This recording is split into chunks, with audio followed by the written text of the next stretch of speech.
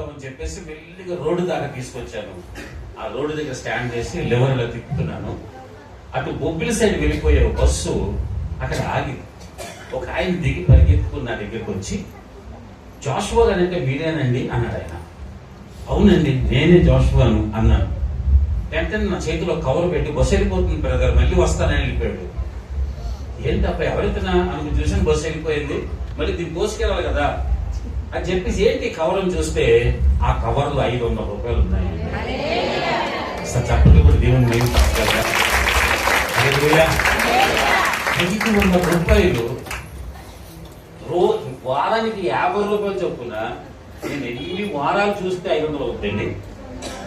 కానీ ఒక్క దేవుని మాట వినడం వల్ల నా దగ్గర అదే ఉంది, ఆ 50 ఉంది, ఇచ్చేమని ఇచ్చాను. కానీ దేవుడు అన్యాయస్తుడు. ఆమేన్, హల్లెలూయా. ఎందుకంటే ఆయనకి ఇచ్చి శోధించండి, ఆయనకి ఇచ్చి శోధించండి. మొన్న ఒక పాస్టర్ గారు సాక్ష్యం చెప్తున్నాను. ఒక మీటింగ్ వెళ్తే ఆ మీటింగ్ లో సాక్ష్యం వింటున్నాను. చెప్తున్నారు ఆయన, భార్యాభర్తలు ఇద్దరు కూడా టీచర్లు సేవ చేస్తున్నారు.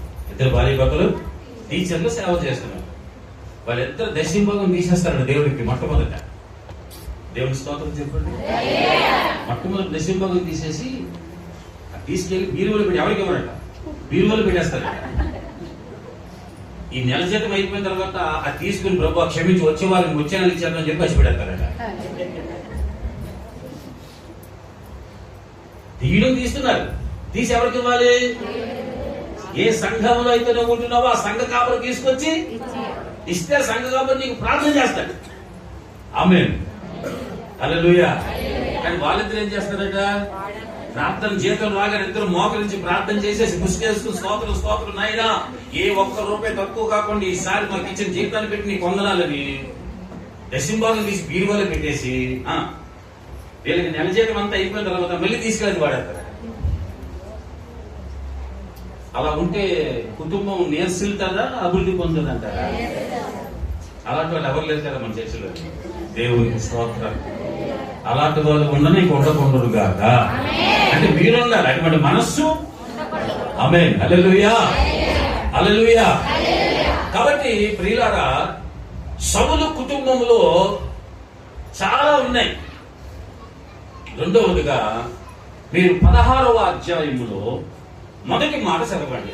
మొదటి సమూయేలు గ్రంథం 16వ అధ్యాయము. అంతటా యెహోవా సమూయేలుతో ఇలాగు సెలవిచ్చాడు, రాజుగా ఉండకుండా నేను విసర్జించిన సౌలు గురించి ఎంత కాలము దేవునికి స్తోత్రం. అంటే ఈ కుటుంబం ఏం చేస్తుందంటే సేవకులు బాధ పెడుతున్నారు. చాలా జాగ్రత్త వినండి, చాలా జాగ్రత్త వినండి. మా చర్చికి ఏదో జాబ్ పర్పస్ గా ట్రాన్స్ఫర్ అయ్యి ఎవరు రారు మా చర్చికి. అస్సలు మా చర్చికి ఎక్కడి నుంచి రావడం కుదరదు. ఎందుకంటే పక్క పల్లెటూరు. అయ్యగారు వచ్చారు, చూసారు. అప్పటికి 30 సంవత్సరాల తర్వాత వచ్చారు. 30 సంవత్సరాల ముందు తెలియదు. నేను వెళ్ళి అక్కడ 30 సంవత్సరాల తర్వాత మొన్న అడుగు పెట్టారు. దేవునికి స్తోత్రం, హల్లెలూయా. అక్కడికి ఎవరు రారు సర్వసాధారణంగా. అక్కడికి ఒక 5 కిలోమీటర్ల దూరంలో మన హెడ్క్వార్టర్, కొమ్మరాడ మన హెడ్క్వార్టర్ ఉంటే ఆ ఉద్యోగ నిమిత్తంగా ఇద్దరు భార్య భర్తలు వచ్చారు. అక్కడికి వాళ్ళు చర్చికి వచ్చారు. మా చర్చి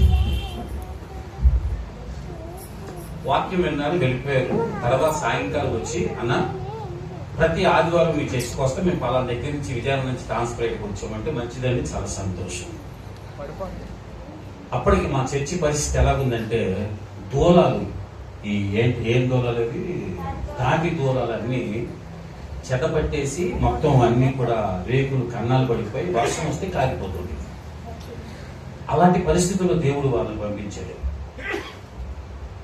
వాళ్ళు వచ్చి అడుగు పెట్టిన తర్వాత ఏమండి, చర్చిని దేవుడు ఎంతగా డెవలప్ చేయాలో అంత డెవలప్ చేశాడండి. హల్లెలూయా.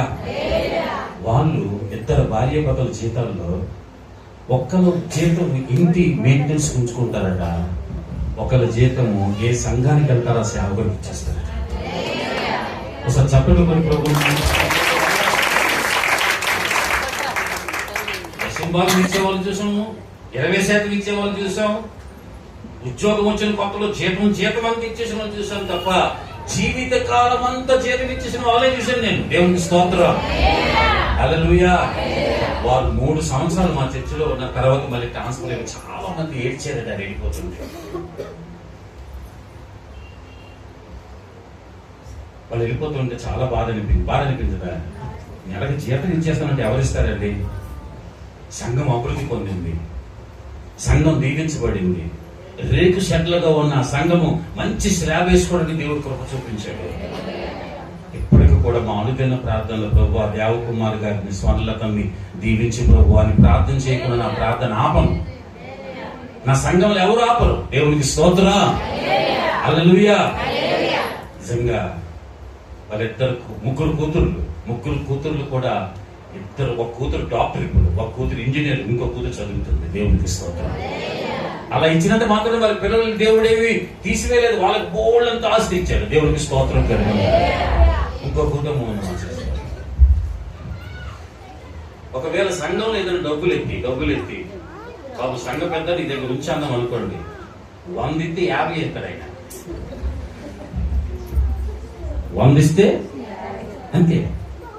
అది కాదు బ్రదరు, నిన్న 100 రూపాయలు కదా మీకు ఇచ్చాను బ్రదర్ అంటే, అదేంటండి పాస్టర్ గారు టిఫిన్ తాగమా, టిఫిన్ తినమా, అవన్నీ కూడా సేవకే కదా. అవునయ్యా సేవకే కానీ దేవుని సేవకు కానీ మన సేవ కాదు కదా అంటే, పాస్టర్ గారు టీ తాగినందుకు చెప్పేశారండి, అడిగేశారు. ఇతనితో పాటు మరొక 4 టీ ఇప్పిస్తారు కదా, ఇతను ఒక్కడే తాగడు, మరొక 4 సంఘంలో ఉన్న మరొక 4 టీ ఇప్పిస్తాడు. టీ ఇప్పించి అంటాడు, మనం టీ తాగామని పాస్టర్ గారు అడిగిస్తారు. ఎవరు అడుగుతారు? టీ తాగినందుకు కాదు, దేవుడి సొమ్ము తినకూడదు బాబు ఎవడోను, కావాలంటే నేను ఇస్తాను, నాకు అడగండి, కానీ దేవుని పేరట ఎత్తిన సొమ్ము ఎవ్వరు కూడా తినకూడదు. వీలైతే నీ రూపాయి ఇక్కడ ఉండాలి తప్ప ఇక్కడ పైసా నీ ఇంట్లో ఉండడానికి వీలు లేదు.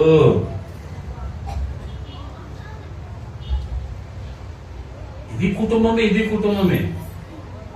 అపోస్తుల దగ్గర కూడా ఆస్తులు సమర్పించి ఇచ్చిన వాళ్ళు ఉన్నారు, అననీయ సఫీరా లాగా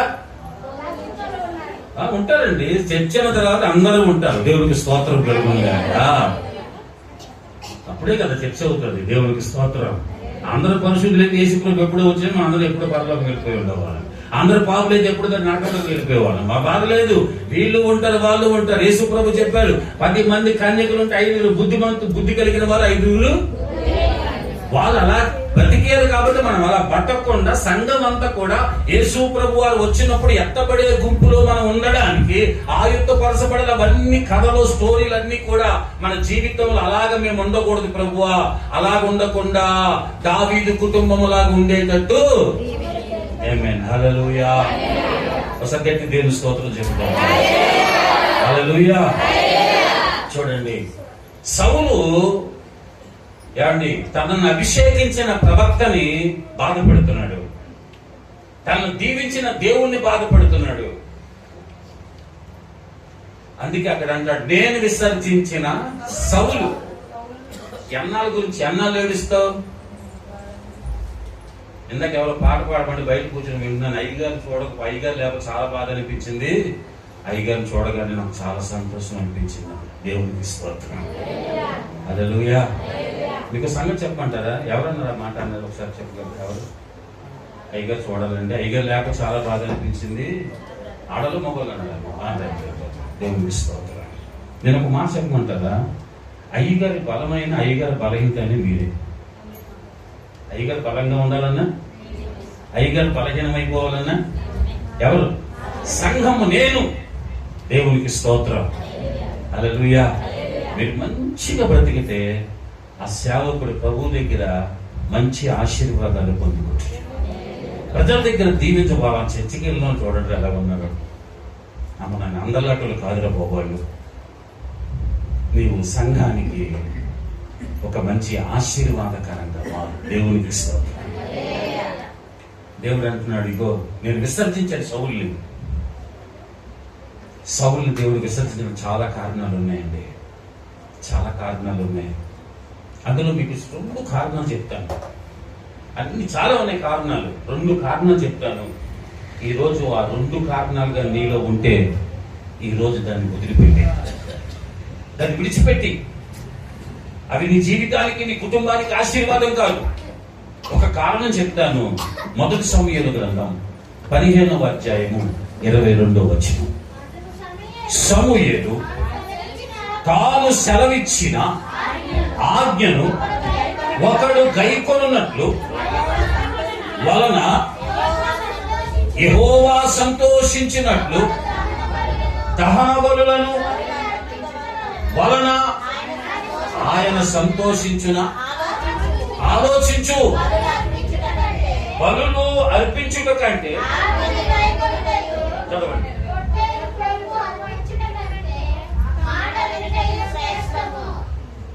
హల్లెలూయా, హల్లెలూయా. ఏమిటి శ్రేష్టం అంట? ఎవరు మాట వినాలి? మనుషుల మాటలా?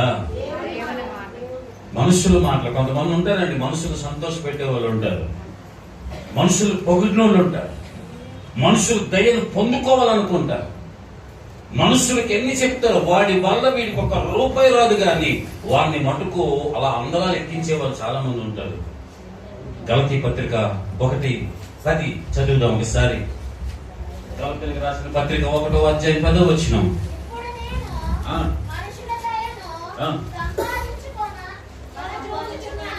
ఇప్పుడు నేను మనుష్యుల దయను సంపాదించుకోరుచున్నానా? దేవుని దయను సంపాదించుకోరుచున్నానా? మనుష్యుల దయను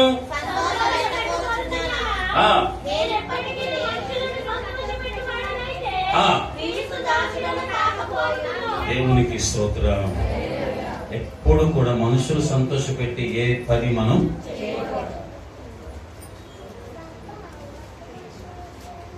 ఎవరెవరో ఎదురవుతుంటారు, ప్రాణానికి నా ప్రాణమంటారు. ఎవరెవరో ఎదురవుతుంటారు,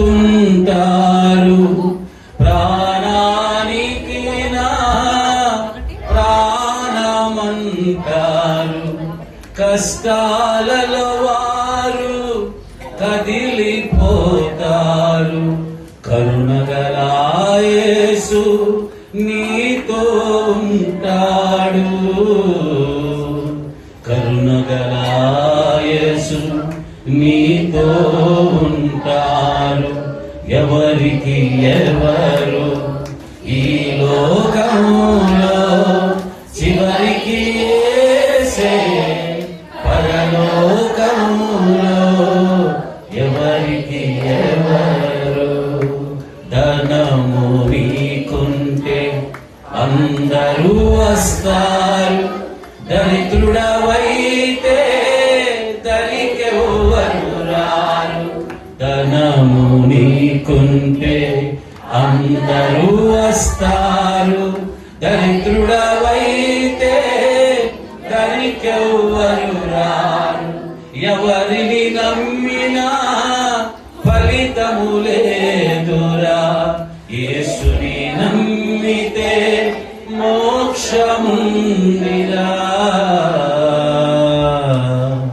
యేసుని నమ్మితే మోక్షముందిరా. హల్లెలూయా. మనుషులను నమ్ముదాం, మనుషుల దయన సంపాదించుకుందాం, మనుషులుగా మనము మంచివారమని అనిపించుకుందాం. ఆయన హృదయాలు ఎరిగిన దేవుడు అండి, ఆయన హృదయాలు పరిశోధించే దేవుడు ఆయన.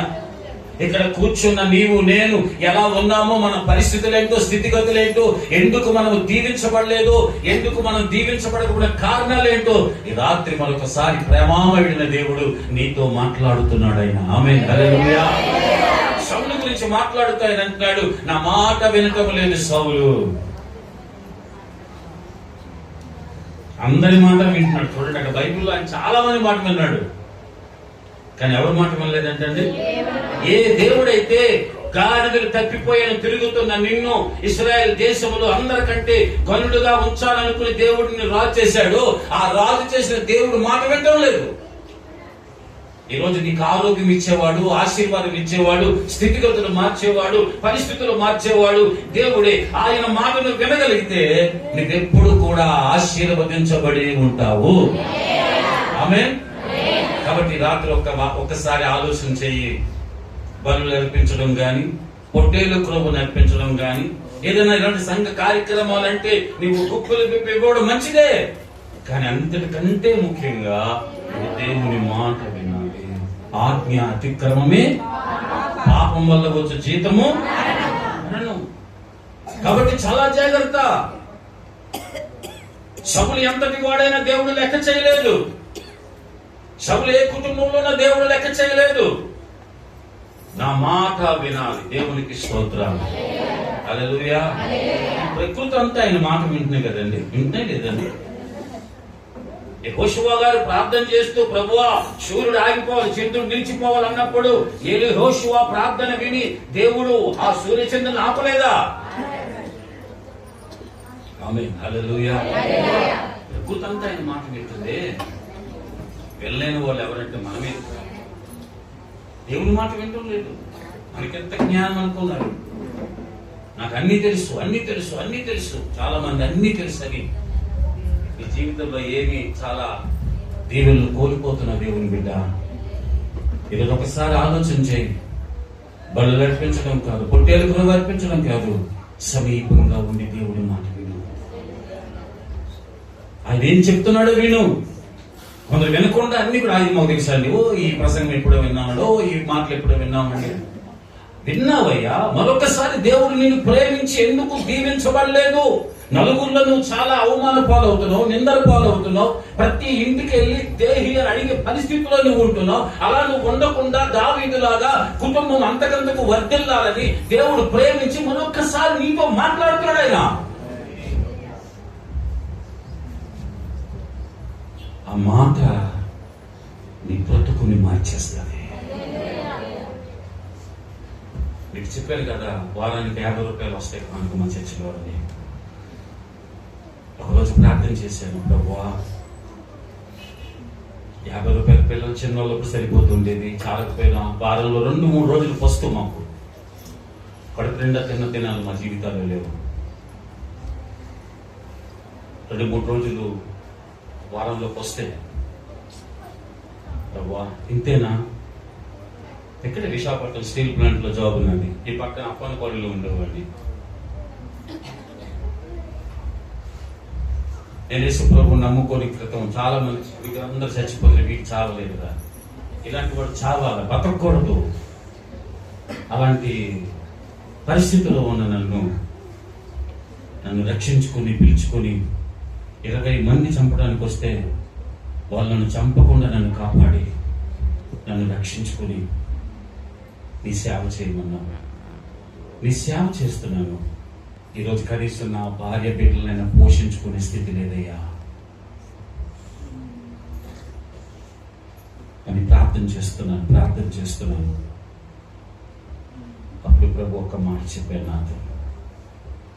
ఒక్క మాట చెప్పారు. మీకు కింద చెప్పాను కదా, 50 రూపాయలు ఏం చేస్తానంటే 18 రూపాయలు పెట్రోల్, కూరగాయలు, తర్వాత అప్పుడు దేవుడు అన్నాడు 50 రూపాయలు 5 రూపాయలు నాది. వింటున్నారా మాట? 50 రూపాయల్లో నువ్వు దర్శింపాకు ఇవ్వు, అందుకే నువ్వు దీవించబట్టలేదు. అదేంటి ప్రభు అంటే 1000 రూపాయలు ఉద్యోగం వదిలేసాను, 100 ఎకరాల ల్యాండ్ ఇక్కడ ఎలగంచిలో ఆస్తిని వదిలేశాను, నా కులం అనుకోకుండా, గోత్రం అనుకోకుండా అన్ని వదిలిపెట్టేసి ఇప్పుడు ఎక్కడ పెడతాడు కూర్చొని, ఎవరింట్లో పెడితే వాళ్ళ ఇంట్లో తినేస్తున్నాను. ఇన్నాళ్ళు మడని ఇదని అదని ఎన్నో ఆచారాలు ఉండేవి. ఎవరిని ముట్టుకుంటే స్నానం చేసేవాళ్ళని, ఎవరు గాలి మాకు సోకితే చాలు అపవిత్రం అయిపోయేవాళ్ళం అని అనుకున్న అలాంటి పరిస్థితులు అన్ని వదిలేసి ఇప్పుడు అందరితో కలిసి మెలిసిపోతున్నాను కదా, అన్ని వదులుకుని వచ్చాను కదా. ఈ 50 రూపాయలు 5 రూపాయలు ఇచ్చేయాలా అంటే ఆయన అన్నాడు, దశంభాగం నా సొమ్ము నువ్వు అందరిలాగా బీరువాలో పెట్టి అలా గురించి మళ్ళీ కావాలని ఖర్చు పెట్టడం కాదు. 5 రూపాయలు నాకు ఇవ్వాల్సిందే. దేవునికి స్తోత్రం. ఎప్పుడైతే నేను తీర్మానం చేసుకున్నాను, ప్రభువా 45 రూపాయలు వచ్చాయి అనుకున్నాను, 5 రూపాయలకి ఇచ్చేస్తాను అనుకున్నాను, ప్రార్థన చేశాను. ప్రతి నెల 3 కేజీలు బియ్యం వచ్చి, ప్రతి వారం 3 కేజీలు బియ్యం వచ్చేది మాకు. 3 కేజీలు బియ్యం 50 రూపాయలకు, అంతకు మించి వచ్చేది కాదు. ఒక్క క్రిస్మస్కి అయితే 250 రూపాయలు వచ్చేది. 250 దాటిది కదా. అంటే చూడండి, సేవకుడు దేవుడు ఎంత నలకొచ్చాడు. ఆ రోజు నా భార్య చెప్పానమ్మా, దేవుడు ఇలా చెప్తానంటే తప్పకుండా అండి తీసుకెళ్తాం, 5 రూపాయల దశంభావం చేద్దాం. నేను కూడా 3 కేజీల బియ్యంలో నేను 3 గ్లాసుల బియ్యం నేను దశంభాగం చేస్తాను. తీర్మానం చేసుకున్నాం. శుక్ర, శని, ఆదివారం నాడు ఆరాధన అవుతుంది, ప్రార్థన చేస్తున్నాం. వాక్యం అయిపోయింది, కానుకలు పెట్టాం. ఆ రోజు లెక్క పెడితే 500 రూపాయలు కానుక వచ్చింది. 1 కేజీ తక్కువ 100 కేజీలు బియ్యం వచ్చి వారం తినేస్తాం నలుగురు 100 కేజీలు. ఆ రోజు నుంచి దేవుడు మమ్మల్ని దీవించడం ప్రారంభించాడు. ఈ రోజు వరకు, ఈ రోజుకి దేవుడు మహిమ కొరకు చెప్తున్నాను, మొక్కస్తుతి కాదు ప్రియులారా, 40 మంది సేవకులకి సపోర్ట్ చేస్తున్నాను. 35 మంది అనాథ పిల్లలు నా దగ్గర ఉండి వాళ్ళు చదువుకుంటున్నారు. 100 మంది పెదవరంలకి ఒరిస్సా ప్రాంతంలో, మనకైతే 4,000 ఇస్తారు, చాలా తక్కువ, వాళ్ళకి నేను సహాయం చేస్తున్నాను. ఒక్క క్రిస్మస్ నాడు బట్టలు తీయడానికే 6 నుంచి 10 లక్షల రూపాయలు ఖర్చు అవుతాయి జాషువా గారికి. ఒకప్పుడు 50 రూపాయలు పట్టుకుని ఇదే నా బతుకు అనుకున్న నన్ను ఎంతగా దీవించాడు. ఎక్కడుంది దీవెన? ఆయన మాటలో ఉంది దీవెన. పరిస్థితులన్నీ మారిపోయాయి. నాకు ఒక కారు ఉండేది, ఆ కారు అంబాసిడర్ కారు. అది దాన్ని తోస్తే కానీ స్టార్ట్ అయ్యేది కాదు, ఆగితే స్టార్ట్ అయితే ఆగేది కాదు, ఆగితే స్టార్ట్ అయ్యేది కాదు. అందరూ నవ్వి. అలాంటి నన్ను దేవుడు మంచి సుఖవంతమైన విలాసవంతమైన, ఎంత దూరం ప్రయాణం చేసినా కనీసం నడుము కూడా, ఇంటి దగ్గర కూర్చుంటే నడుము పెడతలేము కానీ అన్ని 100 కిలోమీటర్లు వెళ్ళొచ్చిన అలాంటి మంచి వాహనాన్ని దేవుడికి ఇచ్చాడు. ఆమేన్, హల్లెలూయా. ఈరోజు ఒకే ఒక మాట, సౌలు కుటుంబంలో నేర్చుకుపోతున్నావు అంటే సౌలులో ఉండే ఒక చెడ్డ లక్షణం ఏంటంటే దేవుని మాట విను. ఈ రోజు నుంచి చూడు ఆశీర్వాదం ఎలా ఉంటుంది. వద్దంటే నీ జీవితంలో ఆశీర్వాదం రాకపోతే నన్ను అడుగు. దేవునికి స్తోత్రం కలుగుతుంది. హల్లెలూయా. ఈ రోజు మా చర్చి ఆదాయం అని తెలుసండి, లెక్క పెట్టలేనంత దేవుడు ఇస్తున్నాడు. ఆమేన్. వాళ్ళు ఇవ్వనంత వరకు వాళ్ళు కూడా చిన్న పూరి గుడిసెల్లో ఉండేవాళ్ళు. ప్రసాదం అడగండి, తర్వాత వెళ్ళిన తర్వాత అందరూ పొలాలు సంపాదించి, బంగారం సంపాదించి, ఇల్లు కట్టు, ఒక్కొక్కరు 3-4 ఇల్లు కట్టుకుని ఒక్కలే ఉంటారు కానీ 3-4 ఇల్లు. ఎందుకంటే దేవుడు ఇచ్చాడండి. దేవునికి స్తోత్రం. హల్లెలూయా. నేను దీవించబడ్డాను, నా సంఘము దీవించబడ్డాను. ఆమేన్, హల్లెలూయా. ఒకే ఒక మాట, దేవుని మాట విను. చాలా మంది చెప్తారు, చాలా రకాలుగా చెప్తారు, వద్దు మనకి. దేవుని మాట వినకపోవడం వల్లే సౌలు రాజుగా విసర్జించబడ్డాడు. దావీదు యొక్క లక్షణాల్లో చాలా లక్షణాలు ఉన్నాయి. సౌలులో ఒక మరో లక్షణం చెప్తాను. ఆయనకున్న మరొక చెడ్డ బుద్ధి ఏంటంటే,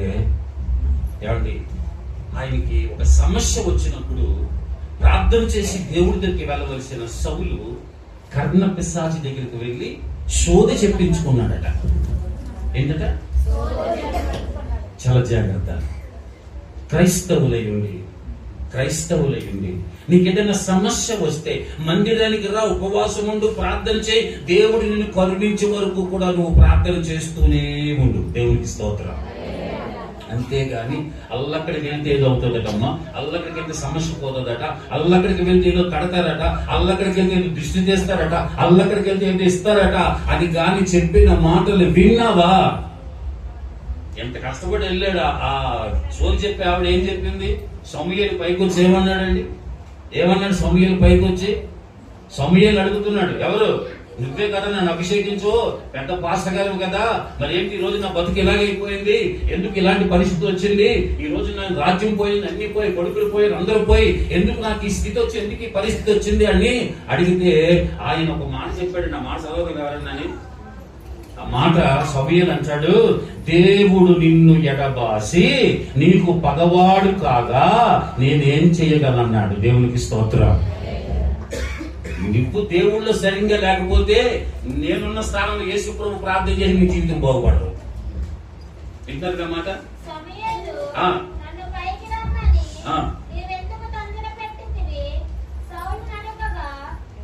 చదవమ్మా, చదువు. అదే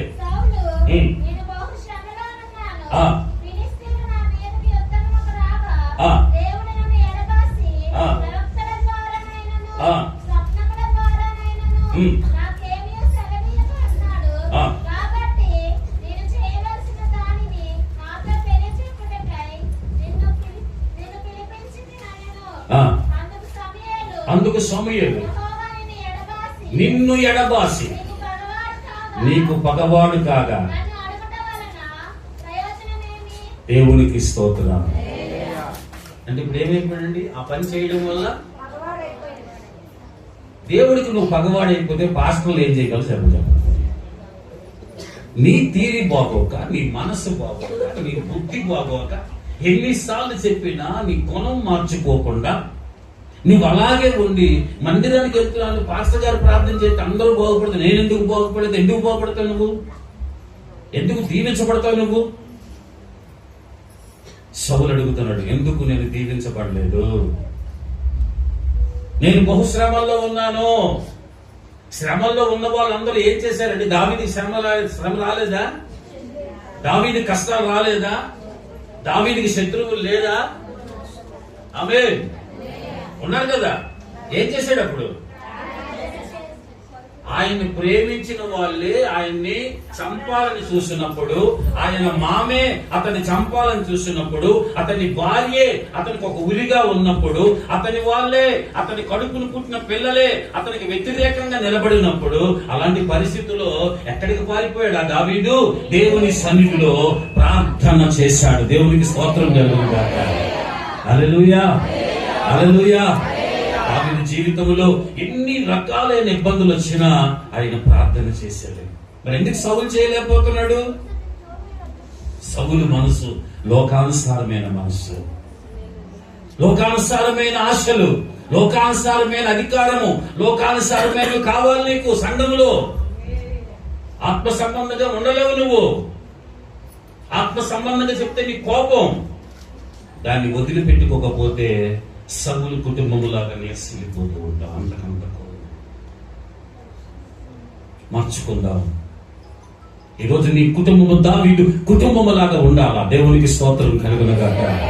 హల్లెలూయా, హల్లెలూయా. దావీదు చాలా పనులు చేశాడు, కానీ ఒక్క 5 నిమిషాలు దావీదు గురించి చెప్పి నా సందేశాన్ని ముగిస్తానండి. ఒక్క 5 నిమిషాలు మనస్సు పెట్టి వినండి. ఈ రోజు పరిశుద్ధాత్మ దేవుడు నిన్ను నన్ను ఇక్కడ కూడిన వాళ్ళందరినీ దావీదులాగా అంతకంతకు మన కుటుంబం వర్ధిల్లాలని దేవుడు కోరుకుంటున్నాడు. 2 చేతులు పైకెత్తి దేవునికి స్తోత్రం. హల్లెలూయా, హల్లెలూయా. 84వ కీర్తనలో ఏమండి, మొదటి నుంచి చదవండి. సైన్యములకు అధిపతి యొక్క యెహోవా ఎంత రమ్యములు, యెహోవా మందిర ఆవరణాలు చూడాలని. ఆమేన్, హల్లెలూయా. ఏం చూడాలని ఆశపడుతున్నాడట? దేవుని మందిరం చూడాలని ఆయనకి ఎందుకు ఆశ అంటే, ఆయన నేను ఆరాధిస్తున్న దేవుడు సైన్యములకు అధిపతి. ఆమేన్, హల్లెలూయా, హల్లెలూయా. ఒక రోజు అండి, ఒక పాస్టర్ గారికి చాలా పెద్ద చర్చ్ అంటారు, చాలా పెద్ద సంఘం, దాదాపుగా ఒక 2500 మంది సంఘం అంటారు. అందులో పాస్టర్ గారి యొక్క వాక్యం గాని, పాస్టర్ గారి తాలూకా బోధ గాని నచ్చని వాళ్ళు కొంతమంది ఉన్నారండి. అందులో ఏదో ఒక నెపం పెట్టి పాస్టర్ గారిని చర్చి నుంచి బయటికి పంపించేయాలి. ఏదో ఒక నెపం, ఏదో కారణం పెట్టాలి. మొత్తం మీద ఆయన చాలా బ్యాడ్ చేశారు. అప్పుడు 2500 మంది ఉన్న సంఘం 2000 మంది బయటికి వెళ్ళిపోయారండి. ఇంకెంతమంది ఉన్నారు? 500 మందితో ఆరాధించుకుంటుంటే వాళ్ళు వచ్చి ఏం చేశారంటే, ఈ చర్చి మాది నువ్వు ఉండడానికి వీలుదని ఆ చర్చిలోంచి వాళ్ళని బయటకు తోలేస్తే, ఇప్పటికిప్పుడు మనం ఎక్కడికి వెళ్ళిపోతామని చెప్పేసి కొంతమంది ఆ చర్చిలోని మళ్ళా ఉండిపోయి ఈయనకి ఇంకా చివరికి 50 మంది మాత్రమే మిగిలేదటండి. ఆ 50 మందిని పట్టుకుని ఆరాధన చేసుకుంటున్నాడు. ఒకరోజు ఆ సంఘంలో ఒక ఆవిడ వచ్చి, అయ్యా ఈ రోజు నా పుట్టినరోజు, మీరు నా ఇంటికి వచ్చి ప్రార్థన చేసి కేక్ కట్ చేసి కొద్ది భోజనం పెడతాను, తినేసి వెళ్ళండి అంటే, అమ్మా ఏమొస్తానమ్మా, బయటికి అందరూ వెళ్తే ఇగో పలానా పాస్టర్ గారు పలానా తప్పు చేశారు, అందుకే అంతమంది ఆయన వదిలేశారని చెప్పేసి అందరూ ఆ మాట అంటూ తట్టుకోలేకపోతున్నానమ్మా, చేసేది లేదు, నాకు నా దేవుడికి తెలుసు కానీ నేను మటుకు బయటకు రాలేనమ్మా అంటున్నాడంట. అంటే అలా కాదయ్యా, ఈ పుట్టినరోజు నాకు 98వ పుట్టినరోజు. ఎన్నో పుట్టినరోజు కాబట్టి మళ్ళీ పుట్టినరోజు ఉంటానో ఉండనో కూడా అయ్యా చిన్న ప్రార్థన చేయండి. ఈవిడ బాగా పడలేక కాదనలేక, అంత వృద్ధాప్యంలో ఉన్న ఆమె అడిగితే కాదనలేక, ఏమండి అయితే వస్తాను కానీ మరి రాత్రి చీకటి పడిన తర్వాత వస్తాను. మెల్లిగా చీకటి పడిన తర్వాత ఆవిడ ఇంటికి వెళ్ళాను. ఆవిడ పెద్ద బంగళా, ఆ లోపలికి వెళ్ళాడు. దాన్ని పాస్టర్ గారిని పిలిచింది, కుర్చీ వేసి కూర్చోబెట్టింది. ఆయన ఇంట్లోకి రాగానే ఆయనకు ఒక ఫోటో కనబడుతుంది, ఒక ఫ్రేమ్, ఒక పెద్ద పిక్చర్. ఏంటంటే దానియేలు సింహాల బోన్లో పడేసి, ఏమంటే సింహాలు దానియేలు చుట్టూ ఉన్నట్టు, దానియేలు పక్కన ఉన్నట్టు. ఏమంటే దానియేలు అయితే ఆయన అక్కడ ఒక కిటికీ ఉంటే ఆ కిటికీ వైపు అలాగా చూసుకుంటున్నాడు. ఆ కిటికీలో నుంచి కిరణాలు ఆయన మీదకి అలా పడుతున్నాయి. అది ఆట వేసాడు, అది చూశాడు. ఇతనికి చాలా బాగా నచ్చింది, చాలా బాగా నచ్చింది. ఈ సింహాలు నన్ను పడేసిన వాళ్ళు నేను ఏ తప్పు చేయలేదు కదా, దాని ఏం తప్పు చేశాడండి. ఆయన చేసిన తప్పు వెళ్ళి ప్రార్థనే. నేను ఏ తప్పు చెయ్యకపోయినా నన్ను బోన్లో, సింహాల బోన్లో పడేశారు.